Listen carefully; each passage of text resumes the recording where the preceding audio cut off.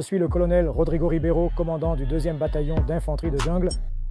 Nous organisons un stage de vie et de combat dans la jungle pour des militaires de l'armée nord-américaine en montrant un peu du travail que nous faisons en situation de survie et de combat dans la jungle.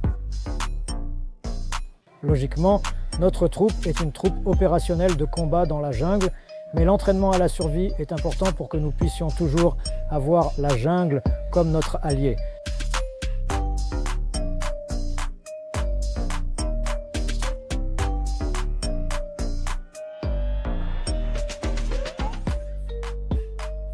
Les États-Unis ont confirmé l'envoi de troupes au Brésil pour la réalisation de l'un des plus grands exercices militaires jamais enregistrés dans le pays ces dernières années. Même avec le rapprochement croissant du gouvernement brésilien actuel avec des régimes autoritaires comme la Chine, la Russie et l'Iran, le Pentagone a décidé de maintenir son engagement stratégique avec les forces armées brésiliennes.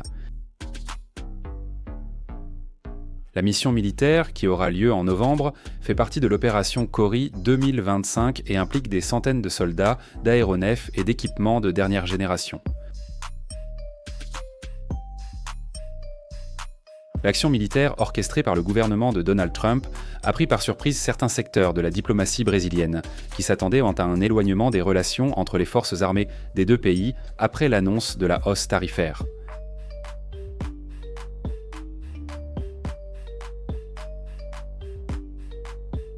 Face au renforcement public des relations entre les deux armées et à la confirmation que des troupes nord-américaines arriveront au Brésil dans les prochains mois, le président brésilien a commencé à adopter une attitude visiblement plus prudente. Bienvenue à vie à la caserne.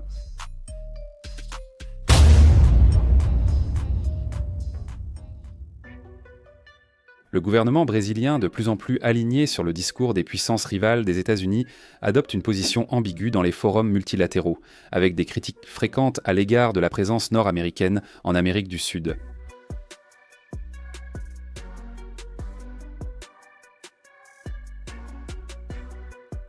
Néanmoins, des officiers généraux des États-Unis affirment que l'armée brésilienne est une institution professionnelle dotée d'une crédibilité opérationnelle et d'un rôle important dans la lutte contre les menaces dans l'Atlantique Sud.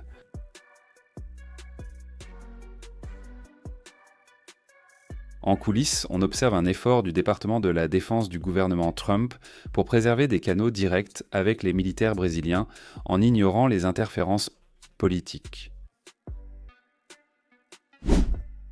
Pour Washington, renforcer le lien technique avec les commandements des troupes nationales est une façon de prévenir que le Brésil ne tombe définitivement dans la sphère d'influence sino-russe, ce qui modifierait l'équilibre militaire dans tout l'hémisphère sud.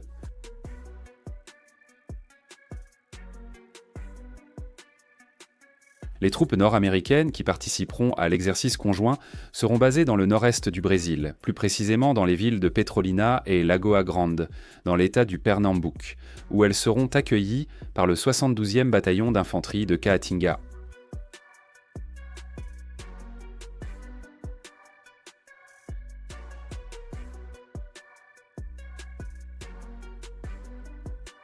L'unité de Caatinga de l'armée brésilienne est une référence en matière de combat dans des environnements hostiles et elle dirige les opérations dans le biome semi-aride, l'un des plus difficiles pour les opérations terrestres. L'entraînement comprendra des simulations de guerre hybride, des opérations de contre-insurrection et des missions d'aide humanitaire sous risque extrême.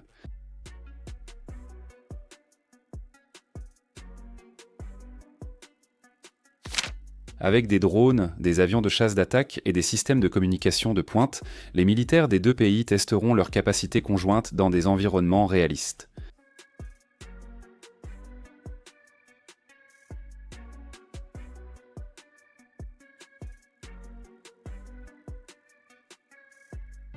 Le scénario choisi reproduira une menace insurgée en zone rurale, similaire à ce qui se passe aujourd'hui dans plusieurs régions instables d'Afrique et du Moyen-Orient. Les diplomates brésiliens ont exprimé leur malaise face à la réaction suscitée par la confirmation que les troupes des États-Unis continueront à mener des exercices militaires avec les forces armées brésiliennes. En interne, des membres de l'aile idéologique du gouvernement soutiennent que permettre la présence de troupes américaines dans le pays serait un acte de soumission à l'impérialisme.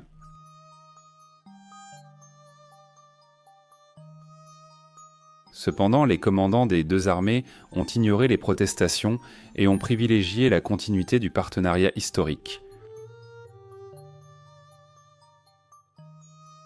À l'intérieur de la caserne, des militaires brésiliens rapportent qu'ils préparent depuis des mois la logistique, allant des hébergements et des armements jusqu'au plan d'évacuation médicale et à l'utilisation d'hélicoptères Black Hawk en soutien aux troupes.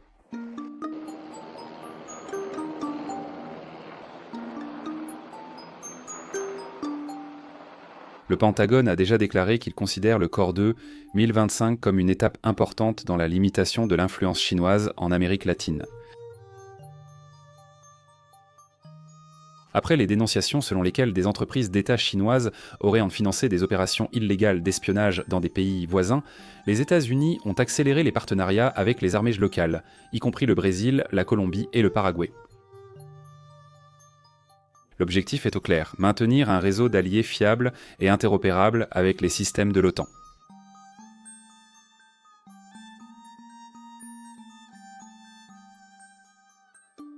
Au sein de l'armée brésilienne, le débat sur les orientations stratégiques du pays prend de l'ampleur. L'aile technique des forces armées fait pression pour la poursuite de l'alignement stratégique avec la doctrine occidentale, tandis que le gouvernement fédéral insiste sur des gestes de rapprochement avec des puissances comme la Russie, la Chine et l'Iran.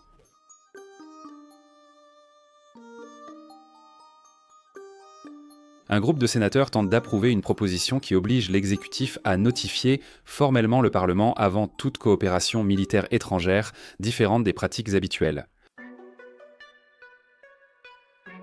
L'opération conjointe qui aura lieu dans les prochains mois devient également un sujet de préoccupation parmi les groupes nationalistes de gauche, qui accusent les États-Unis d'utiliser l'exercice comme prétexte pour maintenir des troupes sur le territoire brésilien. Des spécialistes en droit international rétorquent que les termes de la mission sont publics et temporaires, sans aucune clause autorisant un séjour prolongé. Curieusement, l'exercice coïncide avec la montée des tensions dans le cône sud. Le Venezuela, appuyé par la Russie, déploie des troupes à la frontière brésilienne. En ce moment, ils sont du côté du Brésil, n'est-ce pas? Ici, regarde. Des officiers brésiliens nient tout lien direct entre les opérations, mais admettent que la situation est délicate.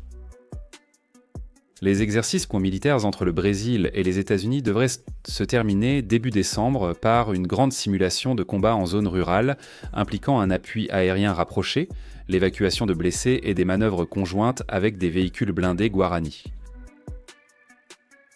Un rapport final sera rédigé et remis à l'état-major des forces armées. Ce qui est évident, c'est que malgré le discours politique au Planalto, le lien entre les militaires brésiliens et nord-américains reste solide, et dans un contexte mondial de plus en plus instable, cette connexion peut représenter le dernier bouclier du Brésil contre l'influence de régimes autoritaires qui voient tôt l'Amérique du Sud comme une nouvelle scène d'expansion géostratégique.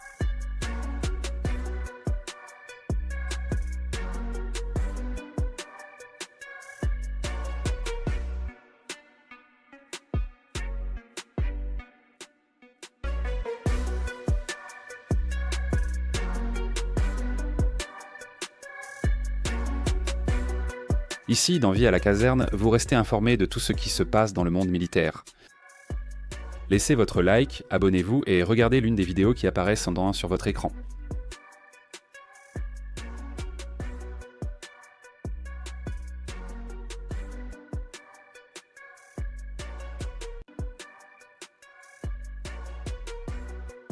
En avant, combattants! À la prochaine!